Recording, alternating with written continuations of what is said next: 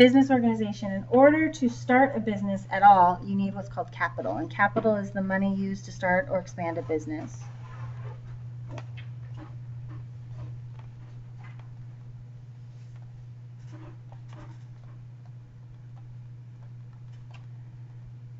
It takes money to make money. You've heard that phrase? You have to have money to start a business. You can't start a business with absolutely $0, because you're going to need supplies, you're going to need advertising, you're going to need a space, you're going to need something. Even if it's just paper, it costs money.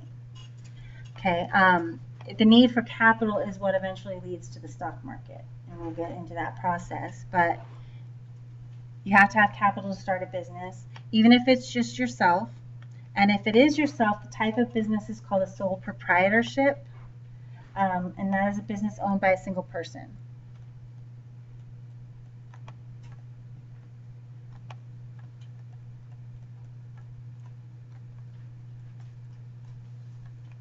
Okay, the owner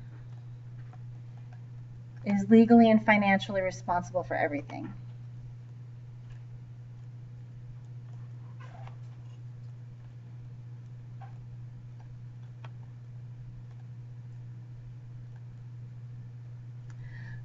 This person is also the person that gets all the income from the business, that one owner. Now, some like family businesses, you know, you've heard of like family-owned restaurants or things like that. Those are a family business, but it'll still be a sole proprietorship because the business will be in one person's name in the family, but then the whole family will work together. Sole proprietorships are the easiest and least expensive businesses to start, because the filing fees to get the licensing and stuff is a lot less because it's just a single person.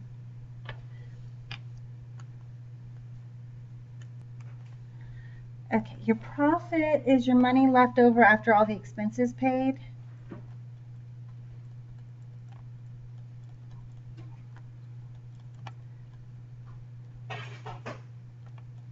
Okay, so if you own a store and you sell, you know, what clothes or whatever, you sell a bunch of clothes, but all of the sales that you make are not profit. The money that is left over from the sales of clothes is what's profit, and the money that's left over is after the initial cost of the clothes has been taken out that you bought to sell, and then the cost of like the rent or the mortgage on the building or your storefront, and your electricity and water, and if you have employees, their paychecks and insurance and anything else that you had to pay for, advertising, a cleaning crew, whatever you had to pay for the business. After all of that is deducted, any money you have left over is the profit. Okay. Personally liable. This is what happens with sole proprietors.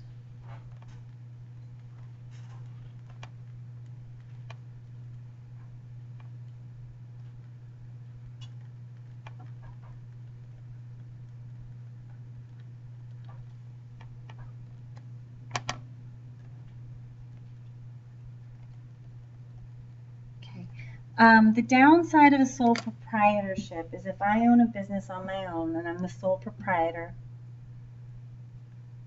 and I go under and my business is in debt, I'm actually in debt now, not just the business. So if I had a store, you know, Miss Aiton's Math Emporium, where I sold all things math related, and surprisingly, I didn't have a huge clientele, so I didn't make a lot of money. But I bought like a whole bunch of, you know, inventory on credit or something, and the business goes under. I'm personally responsible for all of that debt. If somebody walks in the store and they slip because I was mopping and I forgot to put out a wet sign and they got injured, I'm personally responsible. If the business gets sued, I'm the one that's responsible. So when you have a sole proprietorship, you are responsible for everything. Now you do get all the profits yourself because it's your business, but then you also are responsible for all of the expenses yourself and any legal actions that might be taken. A partnership is So if you're on like a business organization ladder, the sole proprietorship would be the lowest rung of the ladder. That's the cheapest business to start, the easiest one legally to start. So it's like the bottom rung, so it's the easiest one to step up on. The partnership would be the next rung up the ladder. And this is a business owned by a group of people.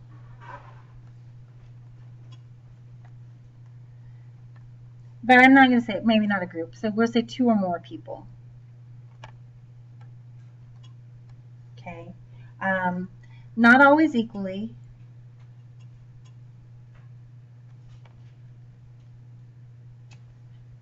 Okay. And the partners, that's if you have a partnership, you're in, and you have partners, share the profits and expenses.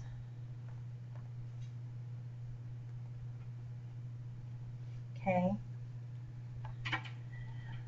Now, here's the thing. Partners are still personally liable.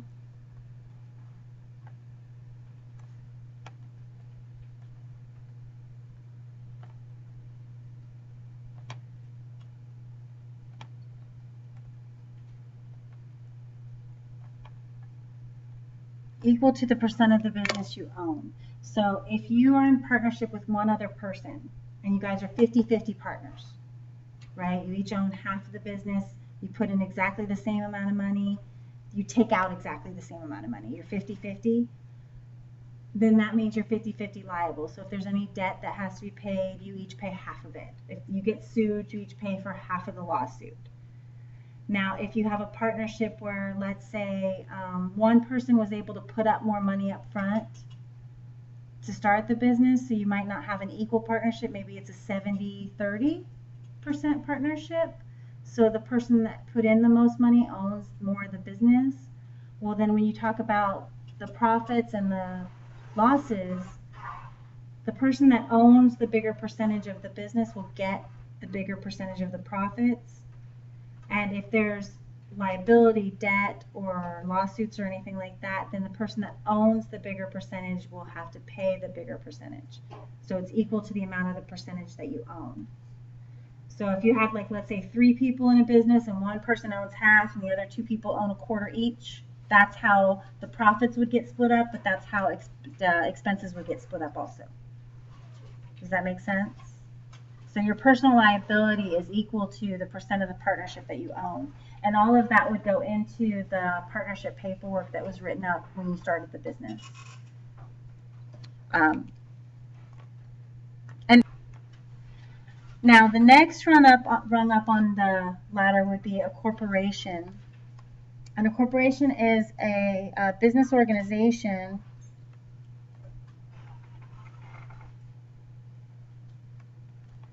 and it can be owned by 1 or more people.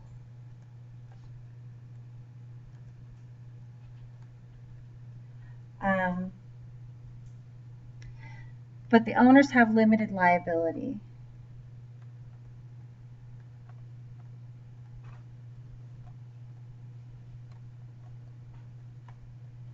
Because the corporation is its own corporation. I put 2 of those in it.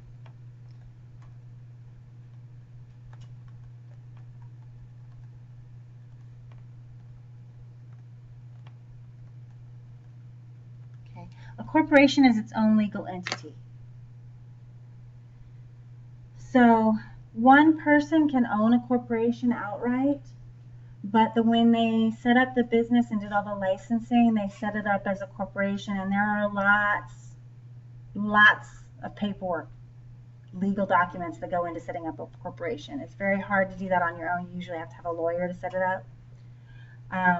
Because what happens with a corporation is a corporation becomes its own legal entity with kind of the same financial and legal rights as a person. So if there are profits, the corporation earns those profits.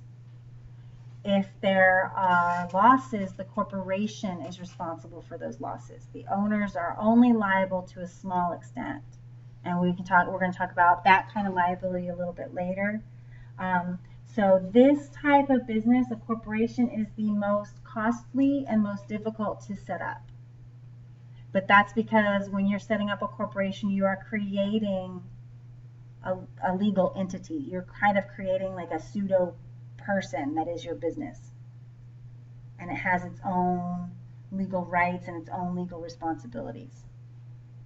So that's why it's very complicated. Like, that's why it's a higher rung on the ladder. It's a more lengthy and expensive process. And the reason it's more lengthy and expensive is because you don't have any personal liability really anymore. So that has to be all done very carefully. Corporations, as I said, they can be owned by one or more people. Corporations are where you get stock. Okay, the shares of stock represent ownership.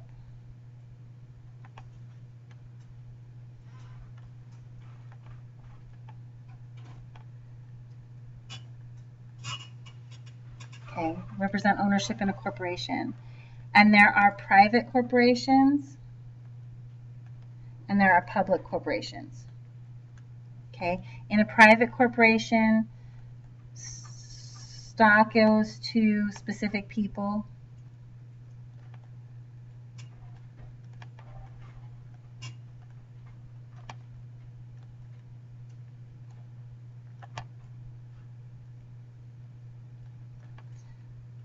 Okay, so like if 6 people get together and open a corporation, then those 6 people get the shares of stock.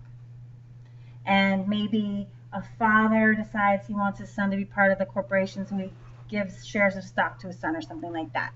But it's privately done. Everything's very private. You can't just go out and buy stock in a private corporation. Public corporations, the stock goes for sale on markets.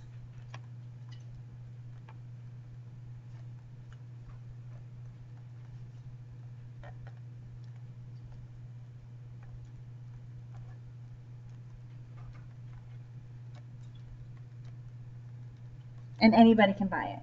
There's no legal restrictions on who can or cannot own shares of stock of that particular public corporation. So, for example, my parents own a corporation, but it's a private corporation. So the shares of stock are only owned by them. Like, I can't go buy shares of their stock. You can't go buy shares of their stock. But Target is a public corporation.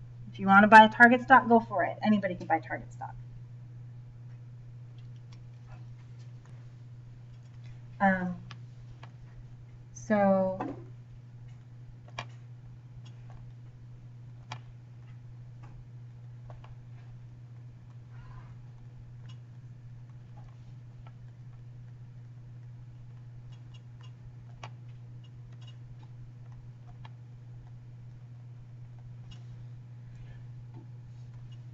The shareholders are the technical owners of the corporation.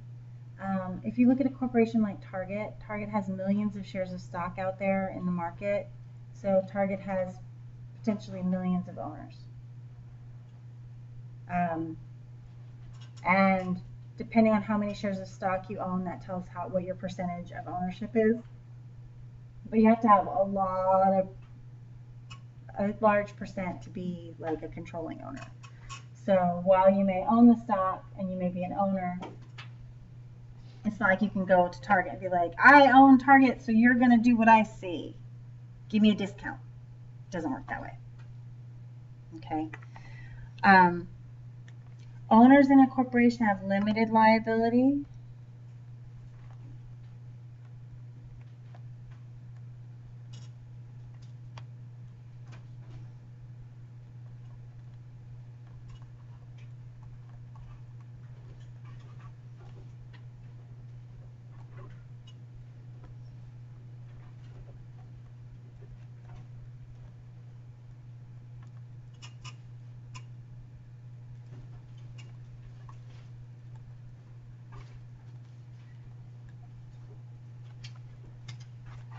So if you own stock in a corporation, that is your liability.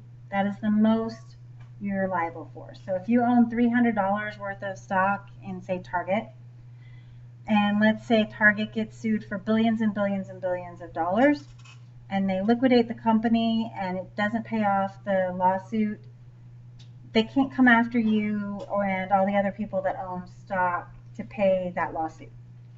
Your loss was your stock. That's the most you can lose. So if you owned $300 worth of Target stock, that is the most you could ever lose. Like, they can't take any more from you than that. So that's the limited liability. And then we already talked about this, public corporations, anyone can purchase stock.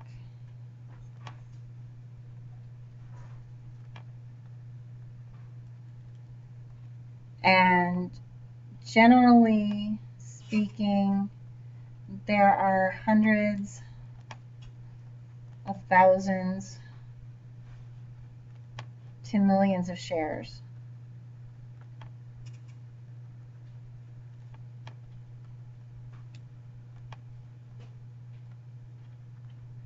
In which case there can be hundreds of thousands to millions of owners.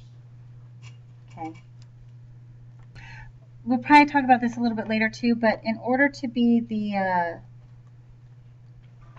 major decision maker in a company, you have to own 51% or more of the stock. Okay. So if you decided you wanted to, like, say how things were going to be done at Target, you'd have to buy 51% of Target stock. Once you owned 51% of the stock, you would be the majority shareholder. Once you're the majority shareholder, you have the majority of the votes. There's votes involved. We'll talk about that later. At which point you could say how things were going to be. But that means you own more than half of the business. If you own more than half of the business, then you're the decision maker. Businesses owned by more than one person are not always owned equally. And we talk about ownership in percentages. So you can you can be a 20% owner, you can be a 50% owner, you can be a 13.765% owner. You know, it's always a percent. And when we talk about percents, to determine a percent, you take the part and you divide it by the whole. So the portion of the money divided by the total value, or the number of shares divided by the total number of shares. So part divided by whole, or total, if it's better to think of it that way. Okay. So if Michelle is investing or has invested $15,000 in a partnership that has 4 other partners, so there's 5 people total, and the total investment is $240,000, you can tell that they're not equal because if you divide $240,000 by 5, it's not 15. Okay, so we're going to figure out what percent does she own, and in order to do that, we're going to take her part, which is 15,000, and we're going to divide it by the whole amount, which is the total value of the business, which is 240,000. Oops, that's not where I meant to put that.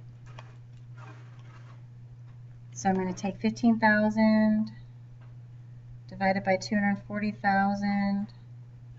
And a trick, just so you can not have to plug so many numbers into your calculator or whatever, if you have numbers with zeros, if you cancel out the same number of zeros in each one, you're reducing it.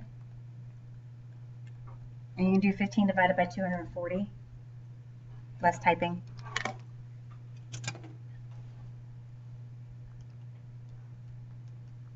Oops, wrong numbers. And if I take that 15 and then divide it by 240, I am going to get 0.0625. Converting from percents to decimals, if you need a refresher on that.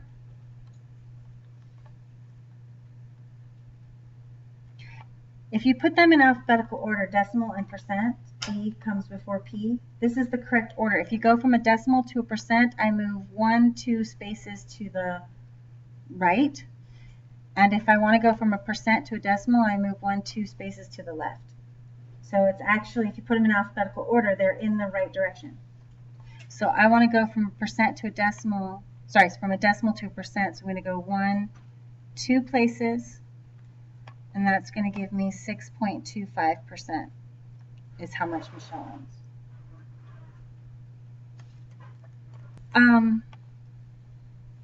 Next example, we have the total number of shares in the Bulls Corporation is 650,000, so I'm going to put that down. Okay, and Mike owns 12% of the shares. Okay, and the reason I wrote this down is because this word right here, of means to multiply. So 12% of the shares is telling me I need to multiply 12% times the number of shares.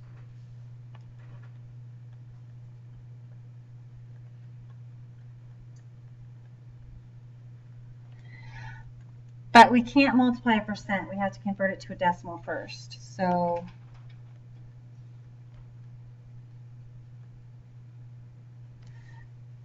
I'm going to take that 12%, and I'm going from percent to decimal, so I'm going to go 2 places to the left. So I'm going to go from here to here. And then for my second step, I'm going to multiply 0.12 times 650,000, because that was the number of shares.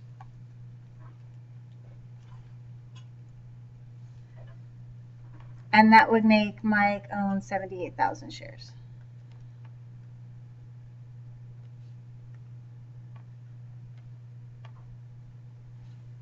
This is the last kind of a partnership problem that we're going to do today.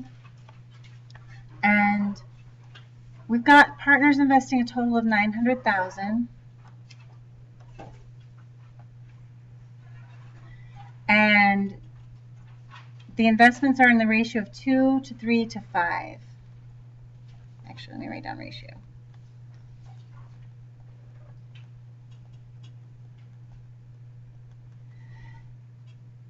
Okay, what this tells me is that this is how the partnership is breaking up. If you added all these together, you'd get 10, right? 5 plus 3 plus 2 is 10. So it's like if you took that partnership and you broke it into 10 pieces, the first person would have 2 of those pieces, the second person would have 3 of those pieces, and the third person would have 5 of those pieces. That's what the ratio tells me.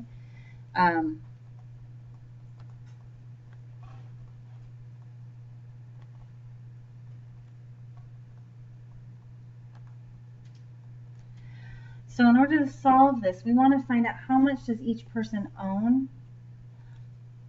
I'm going to turn this into an equation. Okay, so every time you see these ratios of partnership ownership, what you're going to do is you're going to take this 2 and make it a 2x. And you're going to take the 3 and make it a 3x, and the 5 is going to be a 5x. Okay, these are the totals of the parts.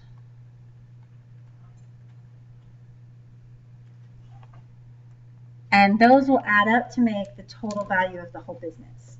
So I'll take that 2x plus 3x plus 5x is going to equal the whole business. So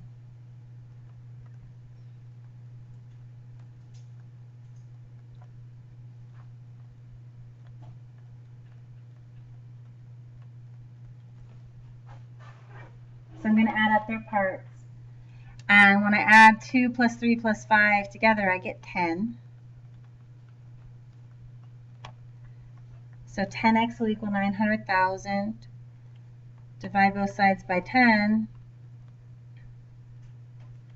And that 0 is going to cancel out that 0. And so x is going to be 90,000. So each piece is worth 90,000.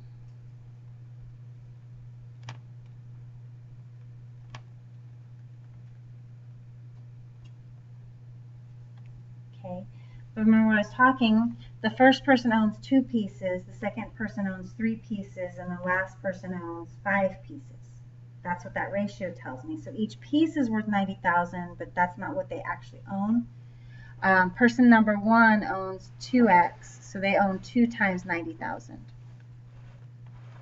So they own 180,000.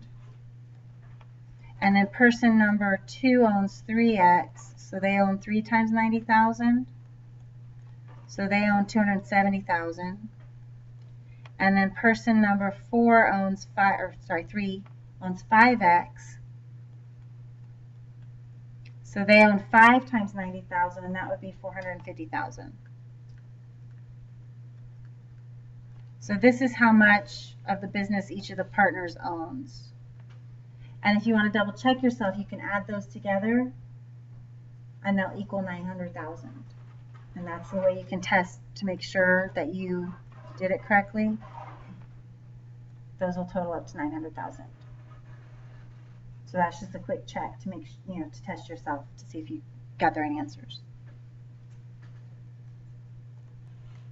So, bless you. Stock market, or also known as a stock exchange, you would hear that term too, is a general term for any institution that conducts stock trades. So, people say the stock market, but there's not just the stock market. There's a lot of different stock markets. And companies are traded through one or another of them. There are many, like I mentioned, we have the NYSE and the NASDAQ are the most common ones known in the United States, but then there's the Tokyo, there's the London, there's Moscow, there's a bunch of different ones around the world. The 2 most well-known stock markets are the NYSE, and that's the one that Wall Street, you guys talk about Wall Street. And then NASDAQ is actually located on Times Square. So whenever you talk about Wall Street or hear about Wall Street, they're talking about the New York Stock Exchange. Okay. The last, if you see, like if you're looking at stock market price information or the trade information, the last is the last price or the price per share from the last trade that was made. Now, if you're talking about a live feed, so for example, I'm on the internet right now. If I have a stock that I'm looking at and I'm watching its price fluctuate, and it's a live feed, the last refers to the price that it was at the trade right before that. So if I look at it and it's $45 and it says last was $44.50, that was the trade that happened right before the one that I'm just now seeing. If it's in print, like if you're looking at the stock market data from the newspaper, you have the Wall Street Journal and the Atlanta Sentinel print stock market data, the last refers to the last trade from the day before. Because obviously in print they can't be constantly updating it. We're not Harry Potter, we don't have moving newspapers, right? So if it's live, TV, internet, it's the last trade, the one that was just previous to the one you're looking at. But if it's print, it's the last day from the previous day. The close is the closing price. And so I wrote on here 9:30 to 4 o'clock. The New York Stock Exchange is open from 9:30 a.m. to 4 p.m. At 4 p.m. it closes. So the closing price is the last price at which that stock was traded before 4 p.m. So if that was at $3.59, it's that price. If the last time there was a trade made on that stock was 3 o'clock, it's that price. Whatever the last trade of the day was. That's the closing price. The high is the highest price of the stock in that day, and stock prices fluctuate with every single trade. So if a stock is trading a lot in a day, you'll get this, like, if you looked at the prices for the whole day and you made a graph, it would be this zigzaggy thing happening, okay? And this would be like pennies, but it's zigzagging all over. Sometimes it's dollars. And the high is wherever the highest price was for that day. And it may not be the close. The high could be higher than close, or it could be equal to the close. And then the low is the lowest price. So that would be like down here for the day. And then you have things called like a 52-week high or a 52-week low. That would be like the lowest and the highest price over a 52-week period.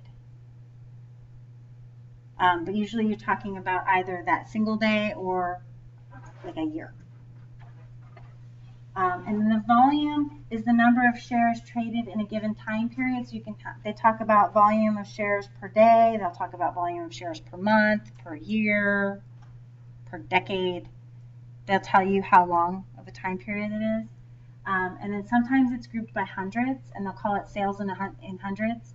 So they might say like Target had 15 sales in hundreds today, and that means there are 15 groups of 100 stocks that sold. So you take 15 and you multiply it by 100, so you'd have 1,500 stocks that got sold. Does that make sense? So I'll group it by hundreds just to make the numbers smaller. They can group it by thousands if it's like a really big trade volume, but hundreds is the one that you see most often. Okay, so the 52-week high and 52-week low is just the highest and lowest the price that the stock has been over a 52-week period, and it's 52 weeks back from today. So if I wanted to talk about what's the 52-week high for Publix, I would take today and I would go back 52 weeks, so a year to this day last year, and I would look at that 52 weeks. So it's not a calendar year, it's just a year of time. And then the 52-week low is the same thing. And it is time, so I'm going to talk about change and after hours trading tomorrow.